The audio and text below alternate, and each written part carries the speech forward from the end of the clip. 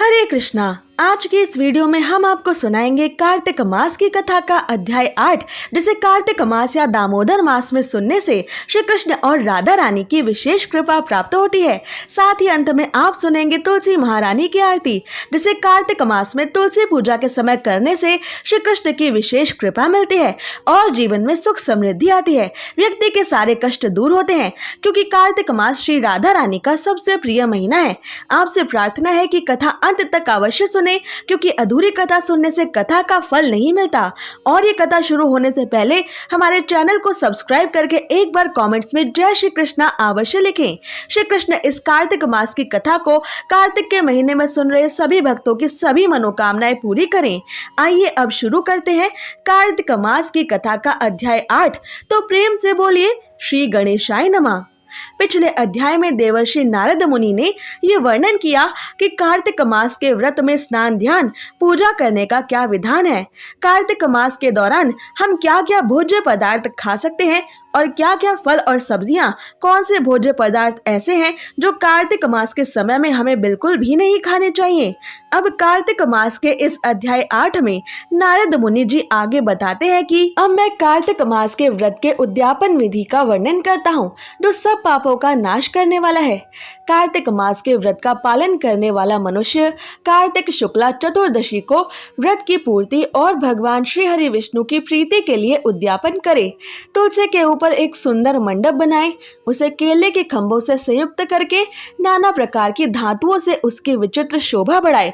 मंडप के चारों ओर दीपकों की एक सुंदर श्रेणी ढंग से सजाकर रखे। उस मंडप में सुंदर बंदरवारों से सुशोभित 4 दरवाजे बनाए और उन्हें फूलों से तथा चवर से सुसज्जित करे। द्वारों पर पृथक पृथक मिट्टी के द्वारपाल बनाकर उनकी पूजा करे। उनके नाम इस प्रकार हैं: जय, विजय, चंड, प्रचंड, नंद, सुनंद, कुमुद और कुमुदाक्ष। उनके चारों दरवाजों पर 2-2 के क्रम से स्थापित करके उनकी भक्ति पूर्वक पूजा करें। तुलसी की जड़ के समीप 4 रंगों से सुशोभित सर्वतोभद्र मंडल बनाएं और उसके ऊपर पूर्ण पत्र तथा पंच रत्न से संयुक्त कलश की स्थापना करें। कलश के ऊपर शंख, चक्र, गदाधारी भगवान श्री हरि विष्णु का पूजन करें।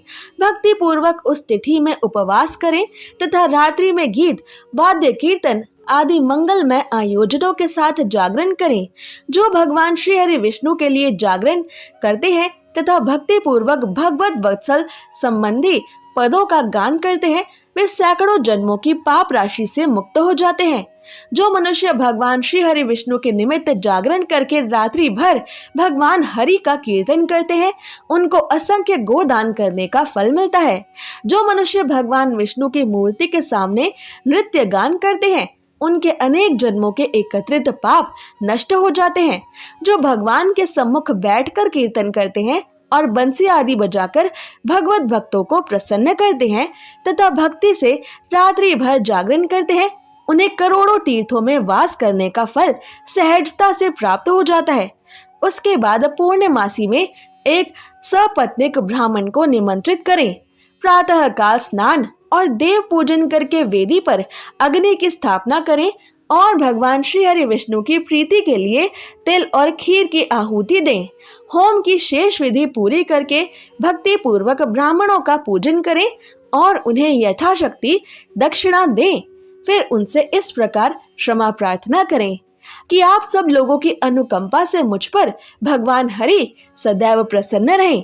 इस व्रत को करने से मेरे 7 जन्मों में किए हुए सभी पाप भस्म और नष्ट हो जाएं और मेरी सभी संतानें चिरंजीवी हों। इस पूजा के द्वारा मेरी सभी मनोकामनाएं पूर्ण हो। मेरे जीवन के अंत के पश्चात मुझे अतिशय दुर्लभ विष्णु लोक की प्राप्ति हो। पूजा की समस्त वस्तुओं के साथ साथ गाय भी गुरु को दान में दें। उसके पश्चात घर वालों और मित्रों के साथ स्वयं भी भोजन करें। भगवान द्वादशी तिथि को शयन से उठे, त्रयोदशी को देवताओं से मिले और चतुर्दशी को सबने उनका दर्शन एवं विधि विधान से पूजन किया। इसलिए उस तिथि में भगवान नारायण की पूजा विशेष तौर पर करनी चाहिए। गुरु की आज्ञा से भगवान श्री हरि विष्णु की सुवर्णमयी प्रतिमा का पूजन करें। इस पूर्णिमा को पुष्कर तीर्थ की यात्रा श्रेष्ठ मानी गई है। कार्तिक माह में इस विधि का पालन अवश्य ही करना चाहिए। जो इस प्रकार कार्तिक मास के संपूर्ण व्रत का विधि विधान से पालन करते हैं और विधि पूर्वक ही इस कार्तिक मास के व्रत का भगवान श्री हरि विष्णु के लिए पारण और उद्यापन करते हैं, वे धन्य और पूजनीय हैं। उन्हें उत्तम फल की प्राप्ति होती है। जो भगवान नारायण श्री हरि विष्णु की भक्ति में तत्पर होकर कार्तिक मास में इस व्रत का पालन करते हैं, उनके शरीर में स्थित सभी पाप तत्काल ही नष्ट हो जाते हैं।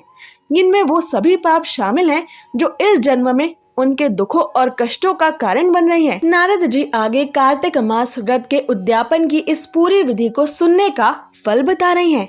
नारद मुनि कहते हैं कि जो भी मनुष्य श्रद्धा पूर्वक कार्तिक मास के उद्यापन का ये महात्म्य यानी ये महिमा सुनता है या सुनाता है, वो भगवान श्री हरि विष्णु का सायुज्य यानी उनका संयोग, उनका साथ सहजता से ही प्राप्त कर लेता है। ऐसा मनुष्य बिना किसी अधिक प्रयास के भगवान श्री हरि विष्णु का अतिशय प्रिय बन जाता है। इसी के साथ कार्तिक मास के महात्म्य का अध्याय 8 समाप्त होता है। तो प्रेम से बोलिए जय श्री कृष्णा। अब सुनिए कार्तिक मास में तुलसी देवी की आरती, जिसे सुने बिना कार्तिक मास की कथा पूरी नहीं मानी जाती। जय जय तुलसी माता, सब जग की सुखदाता, सब योगों के ऊपर, सब रोगों के ऊपर, रुज से रक्षा कर भव त्राता। जय जय तुलसी माता। बटुपुत्री है श्यामा, सुरबली है ग्राम्या, मैया सुरबली है ग्राम्या। विष्णु प्रिय जो तुमको सेवे, विष्णु प्रिय जो तुमको सेवे, सोनर तर जाता।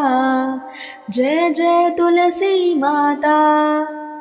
हरि के शीश विराजत, त्रिभुवन से वंदित, मैया त्रिभुवन से वंदित। पतित जनों की तारिणी, पतित जनों की तारिणी, तुम जग विख्याता। जय जय तुलसी माता। लेकर जन्म विजन्मी आई देव्य भवन में, मैया आई देव्य भवन में। मानव लोक तुम्ही से, मानव लोक तुम्ही से, सुख संपत्ति पाता। जय जय तुलसी माता। हरि को तुम अति प्यारी, श्याम वरण तुम्हारी, मैया श्याम वरण तुम्हारी। प्रेम अजब है उनका, प्रेम अजब है उनका, तुमसे कैसा नाता। जय जय तुलसी माता। जय जय तुलसी माता। सब जग की सुखदाता, सब योगों के ऊपर, सब रोगों के ऊपर, रुज से रक्षा कर भव त्राता। जय जय तुलसी माता। जय जय तुलसी माता। जय जय तुलसी माता। तो प्रेम से बोलिए श्री कृष्ण प्रिया वृंदावनेश्वरी श्री तुलसी महारानी की जय, श्री वृंदा महारानी की जय, श्रीमती राधा रानी की जय, भगवान श्री कृष्ण की जय। जय जय श्री राधे। कार्तिक मास में भगवान श्री हरि विष्णु और माता तुलसी की इस आरती से विशेष तौर पर पूजा की जाती है, क्योंकि इस पवित्र माह में भगवान श्री हरि विष्णु योग निद्रा से जागते हैं। भगवान विष्णु को माता तुलसी अति प्रिय है। बिना माता तुलसी के भगवान विष्णु किसी जीव की तरफ देखते भी नहीं है, इसलिए उनकी पूजा में विशेष रूप से तुलसी का प्रयोग किया जाता है। कार्तिक माह में तुलसी पूजन का विशेष महत्व इसलिए ही है क्योंकि माता तुलसी ही किसी जीव को भगवान श्री हरि विष्णु के चरण कमलों तक पहुंचाने का काम करती है। इसलिए तुलसी माता को सुख, समृद्धि और भगवान श्री हरि विष्णु की कृपा पाने के लिए महत्वपूर्ण माना जाता है। कार्तिक माह में हर दिन तुलसी माता की पूजा करने वाला, दीप दान करने वाला और परिक्रमा करने वाला मनुष्य भगवान विष्णु, माता लक्ष्मी और देवी तुलसी की असीम कृपा का पात्र बनता है। अगर आपको ये कथा पसंद आई तो ऐसे ही कथाओं को प्रतिदिन सुनने के लिए हमारे चैनल को सब्सक्राइब करें।